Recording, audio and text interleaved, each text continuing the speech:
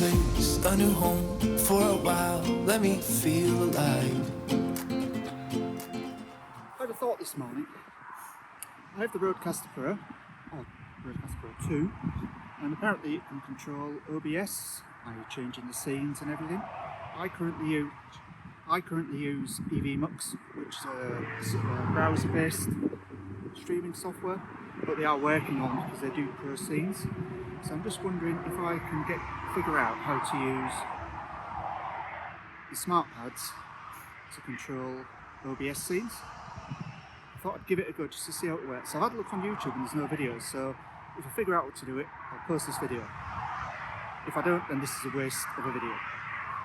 Back to it. Nothing to hold me back, take my time, just enjoy the ride. I know I just want to apologise for the terrible audio. There's a motorway just there. Can't be helped. Sorry. I think I've done it. I've got the Rodecaster Pro II set up now so that it'll change scenes in OBS. A lot of people probably know how to do this because apparently you could do it with the first Rodecaster. No doubt Rodecaster are coming up with their own sort of MIDI software integration with OBS.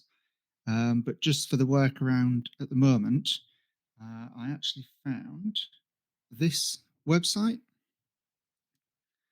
and this has the OBS MIDI software. As again, I'm an absolute newbie.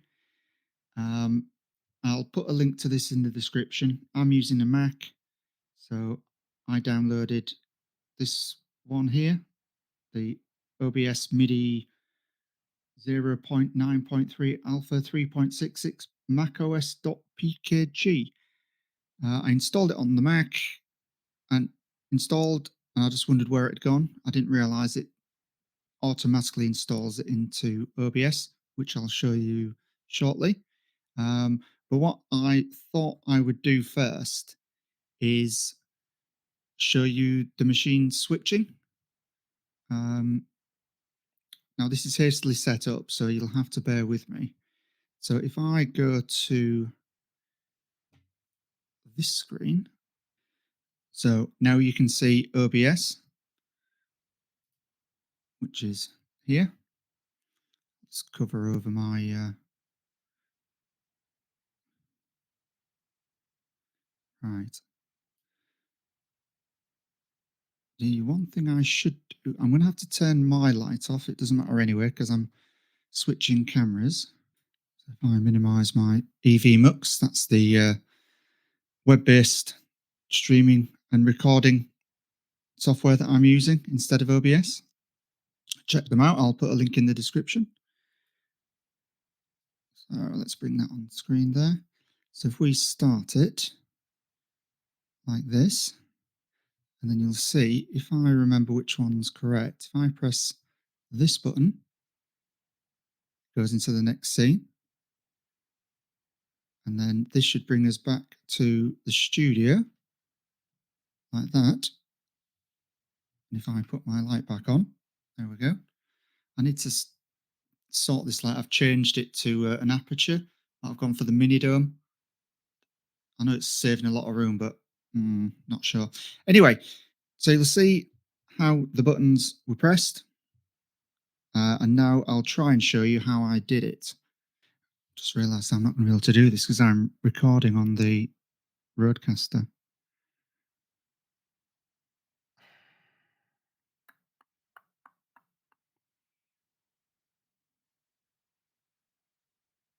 Right, I'm going to have to stop recording.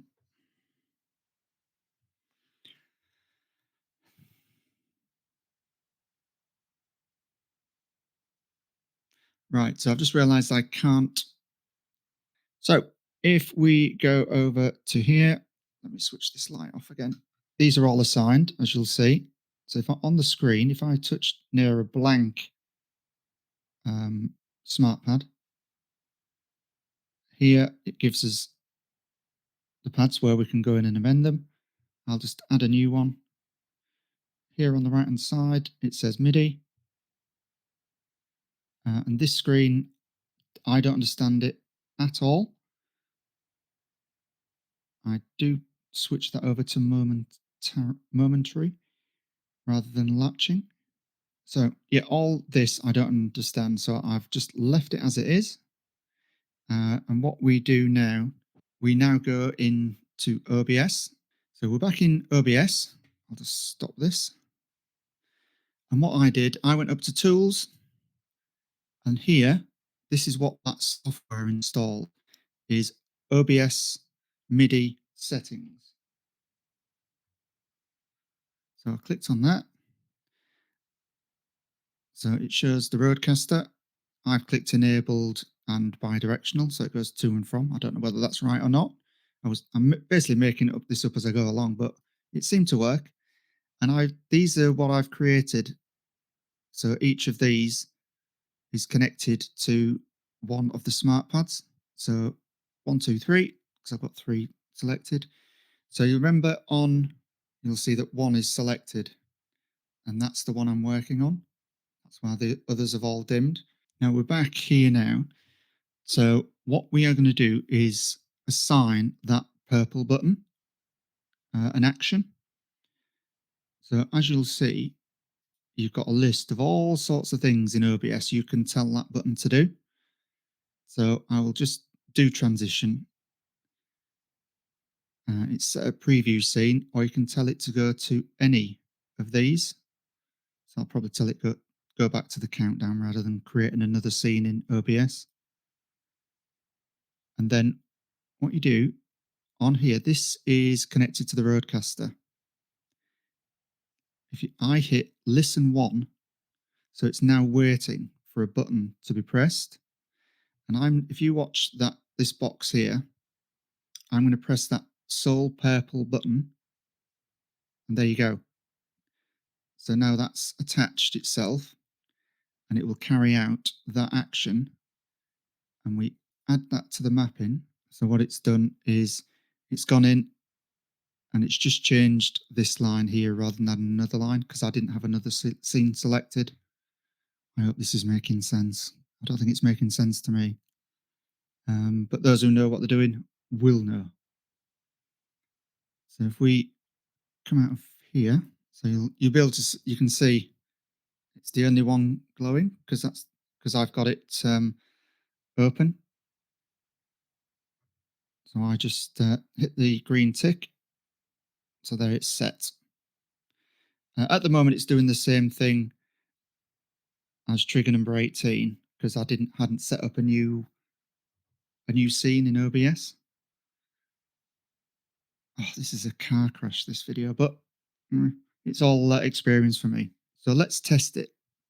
So if I go back, so actually I'm back in OBS, and all I'm going to do is hit that sole purple button that we've just programmed, and it will take us to the countdown. There you go. So that's it. I've completely overcomplicated it, but I think you'll get the gist. So I know that EVMUX, the live streaming platform that I use, it's web-based, and they do have build scenes, as you'll have seen. Right, so that's it. I'll edit this video down because it's now been recording for 16 minutes, which is far too long. So until the next one.